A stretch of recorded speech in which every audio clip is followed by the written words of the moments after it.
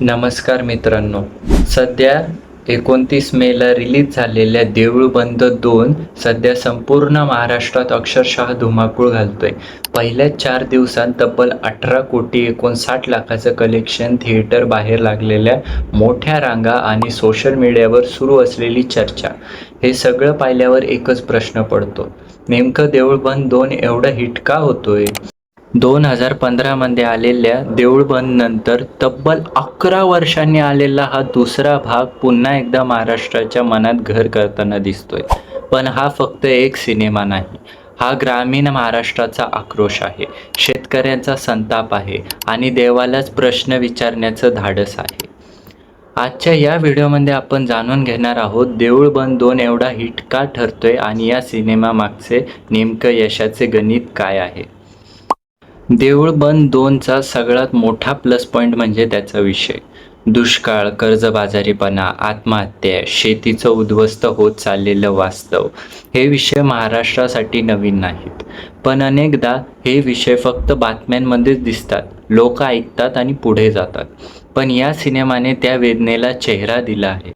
एका साध्या शेतकरी महिलेच्या माध्यमातून हा सिनेमा व्यवस्थेला प्रश्न विचारतो.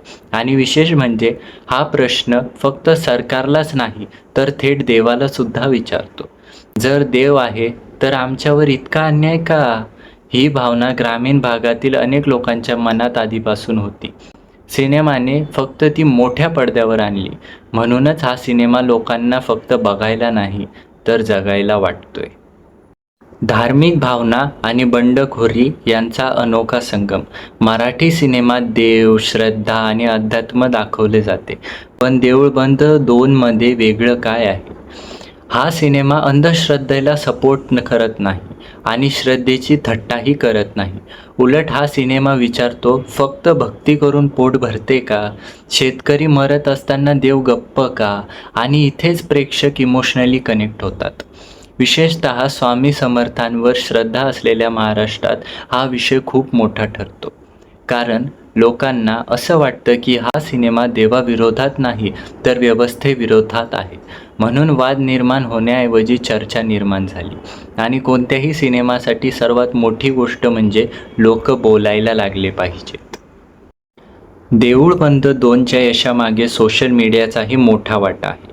Instagram reels, Facebook post, WhatsApp status आणि यूट्यूब रिव्ह्यू, सगळीकडे या सिनेमाची चर्चा सुरू झाली आहे.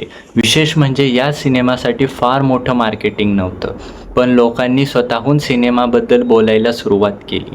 जेव्हा एखादा प्रेक्षक थिएटरमधून बाहेर पडून दुसऱ्याला म्हणतो, भाऊ हा सिनेमा एकदम बघायला हवा, तेव्हा खरी सुरुवात होते ब्लॉकबस्टरची.